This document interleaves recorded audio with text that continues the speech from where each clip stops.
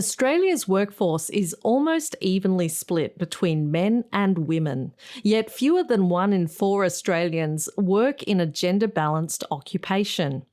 It may seem unsurprising that some jobs are dominated by men or women. For example, it might not surprise you to know that around 97% of all carpenters are male, or that around 99% of midwives are women.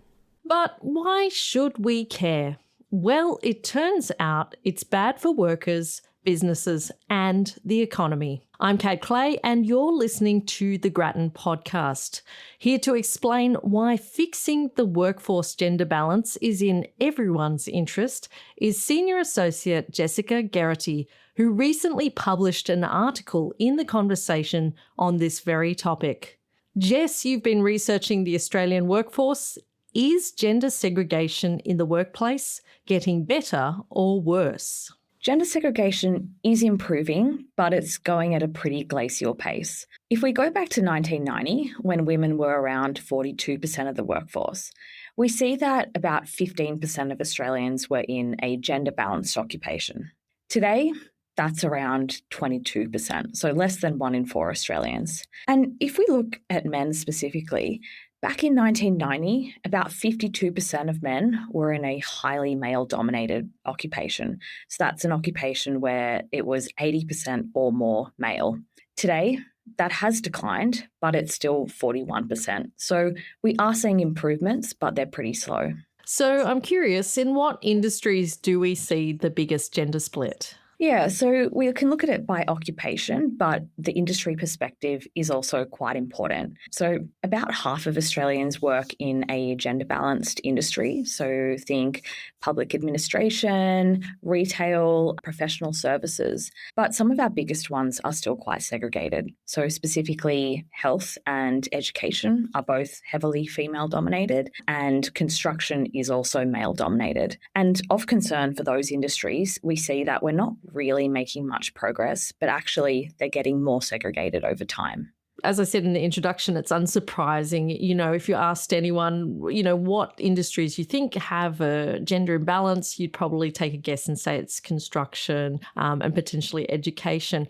But what I really want to know is, what is the benefit to improving the gender balance in the workplace? It's a good question, Kat, and we're not talking about improving the gender balance just because we think it'd be nice to see more men in teaching positions or more women in construction. But we want to improve it because there's actually economic benefits to doing so. So if we start at the level of the whole economy, we see that productivity and income are lower when men and women are channeled into different jobs. And so there's this quite famous paper in the US that looked at economic growth between 1960 and 2010. And they found that about 20 to 40% of that growth was the result of reducing occupational segregation. So specifically as women and Black men started entering these highly skilled occupations. Reducing occupational segregation was obviously good for those people, but it lifted the economy as a whole as well. There's also research that suggests that scientific teams and company boards tend to do better when they're gender balanced, so they are more innovative and they have more novel patterns. And in Australia, there's some research that suggests that income is lower than it could be because women are underrepresented in entrepreneurial positions. And so there's these economy-wide benefits to reducing segregation. And if we look at businesses, we know that businesses find it harder to fill vacancies for jobs that are segregated, and they're more likely to be in shortage. And so that means that our labour market is less efficient than it could be, and unemployment is also higher as well. And that makes sense, right? Because businesses are not looking at the full talent pool when they're trying to fill their jobs. And then at the level of the individual, so you and I, it's not a good thing either if we have occupational segregation. And so people's career options are arbitrarily restricted. And if they do go into non-traditional roles, they're at greater risk of facing social stigma or harassment. And it also makes people less resilient to shocks. As an example of that, you might think about a community where there's a major coal mine or a manufacturing plant that closes down. And in that case, statistically, more men would lose jobs than women. And even if there are a bunch of unfilled roles in things like health, it might be harder for those displaced workers to move into those kind of roles. And so by reducing gender segregation across the workforce, it's good for individuals, it's good for businesses, but it's good for the economy more broadly. Yeah, and I think this research ties into a lot of the big conversations Australia is having at the moment around productivity. How do we get more women back into the workforce, especially after having children? How do we increase the productivity there? Because a lot of women are not working as many hours after having kids because they have childcaring responsibilities. And the other thing that it taps into is that potential job displacement as well with AI. So it's really important to be having these conversations.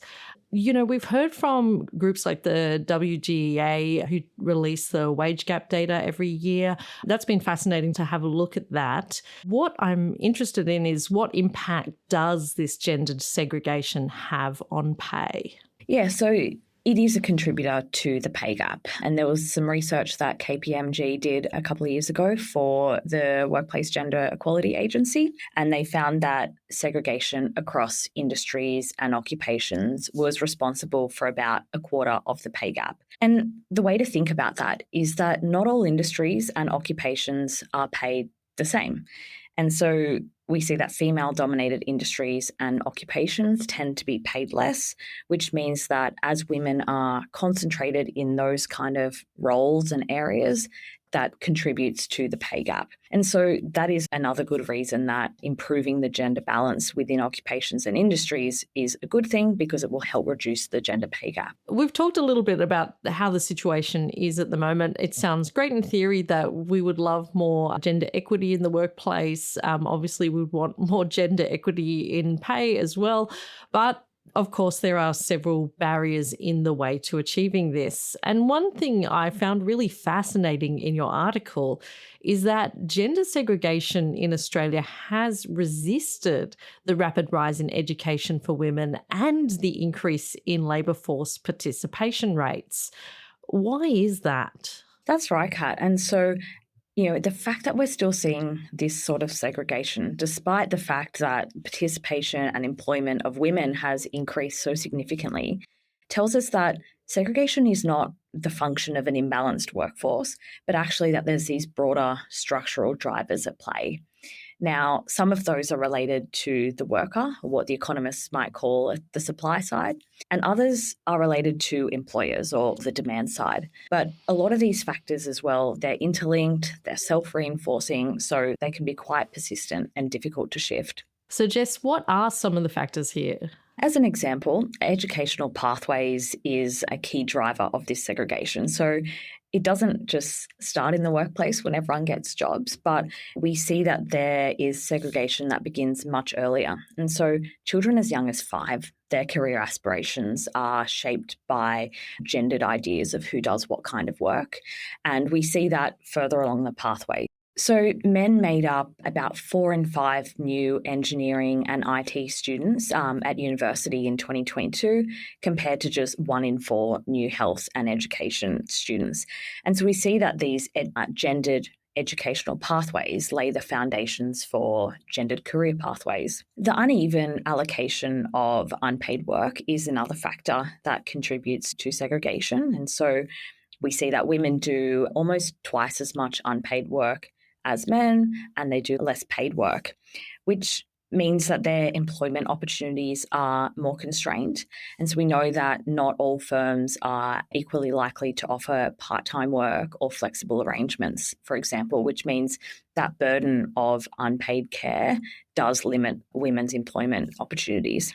There's a couple of other drivers that I wanted to flag. The first is workplace culture, which is often cited as a barrier to attracting and retaining women in male-dominated industries and jobs. And it's not just behaviour like harassment, which can obviously be a problem and it is more problematic for women in male-dominated areas, but it's also things like discriminatory practices in recruitment or performance evaluation. It's things like workplaces not offering family-friendly policies or penalising people for taking advantage of those policies. And the final driver I wanted to point out is low pay in feminised industries, and that is a barrier to attracting and retaining men in those fields. So, work in areas like care has historically been undervalued because of gender discrimination, and that's led to low pay, poor working conditions, and low social status of those jobs.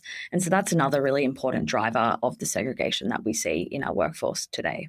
And we're seeing a lot of those conversations play out as a result of COVID-19 lockdowns and coming back into the workplace after having those kind of more flexible working conditions. And the research is still being done in this area about whether how effective at increasing productivity that is, whether flexible working conditions are better for people with disabilities or women who potentially need that flexibility in order to participate in the workforce. Critics of this kind of research, though, I think would say this is a question for businesses. This isn't a question for government. It's up to the business as to whether they provide these kind of working conditions that are flexible or perhaps more beneficial for women. It's up to businesses to ensure they reflect on the gender wage gap. So I'm wondering, what role then do governments have to play in improving the gender balance in these segregated industries? Yeah, look, it's certainly the case that some of the levers are in the hands of businesses. So, when it comes to workplace culture, for example, it is up to businesses to ensure that they have appropriate policies in place, that their recruitment, performance evaluation processes aren't inadvertently limiting the careers of women or people with disability. As you said, Kat, the rise in flexible work was really important for opening the door to women and people with disability in certain jobs. So people who previously hadn't been able to work in those kind of areas. And so those kind of things are definitely the responsibility of businesses. But the government does have a few really important levers. And probably the most direct one is pay in feminised industries, which tend to be government funded. We've seen the government commit quite significant funding to lift wages in some of those areas, such as childcare and aged care, which were very low paid and had been for a long time. That's really good. That should help improve the ability of those industries to attract more workers, both men and women. But there's other things they can be doing as well around improving working conditions in those spaces. But I think one of the really important things, or one of the really important drivers of segregation as well, is gender norms and changing gender norms around who does what work. Gender norms are widespread. They're influenced by families, by schools, by workplaces, but they are also influenced by government and government policies. And so there's things that governments can do to try and shift gender norms too. Yeah, so that is the perfect time for me to ask, what other policies can help shift these gender norms? So, one of the biggest opportunities for governments to reshape gender norms comes from making that uneven distribution of unpaid care more equitable between men and women. And specifically, I'm thinking when it comes to caring for children. And so, there's quite strong evidence that more gender equal uptake of parental leave leads to more gender equal attitudes for adults and for their children as well. And it supports a more even distribution of that unpaid care work over time. And so in Australia, we have 4 weeks of parental leave that can only be used by fathers or partners in what's called a use it or lose it component. And that is a really important step to encourage more men to take on more of that caring work. And evidence suggests that specific model with a use it or lose it component really works both in the short term and the long term. But again, that's not something that governments alone can tackle. And so we are seeing more and more businesses offering parental leave in addition to the government scheme, but that's far from universal. And there do seem to be some barriers to men taking the leave, whether that's practical, but certainly cultural. And so there's more work to do still by governments, but also across society to normalise men providing care for their children. Yeah, and it's fascinating to me that one of the things that often gets said to women when they're having children is you'll never regret the time you spend with them when they're young. But, it's something potentially we have to start saying to dads and partners as well. And hopefully we're seeing a little bit of that shift happen. Grattan has been advocating for this change and this for a long time. We had a report called Dad Days, which you can read on our website, that did advocate for a lot of these recommendations. But I'm wondering, is it possible for Australia to change? Progress feels slow and these gender norms feel so entrenched in our culture. Yeah, I mean, if we look at the improvement in the gender balance in different occupations since sort of the late 80s, we see that a bit over half of that has come about because occupations have been improving their gender balance. Maybe not by a lot, but they have been improving. And so I think that gives us some cause for optimism that these things can change. I think another reason as well is if we look internationally, we see that gender segregation is common around the world, but there's variation in which gender dominates a particular job. And so what that tells me is that there's no inherent reason that men must perform job X and women must perform job Y. So I think that should be reason to be optimistic. There's also some research that suggests that jobs reach tipping points where, the female share, for example, of a job will increase slowly, and then it will accelerate. And so perhaps that's something that we'll see over time. So I do think, Kat, that there is reason to be optimistic that we can shift the dial. We might not see those results in 12 months' time, but over time and through a range of policies, we can start to shift people's outlook and their views around who does what kind of work. And so I think it's totally reasonable to expect that future generations will have a different perspective of what's possible for them in the world of work. Thank you so much, Jess, for sharing your insight with us today. If you'd like to read her article and dive further into the research behind it, I'll put a link in the show notes below.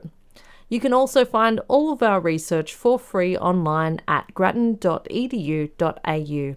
Please take care and thanks so much for listening.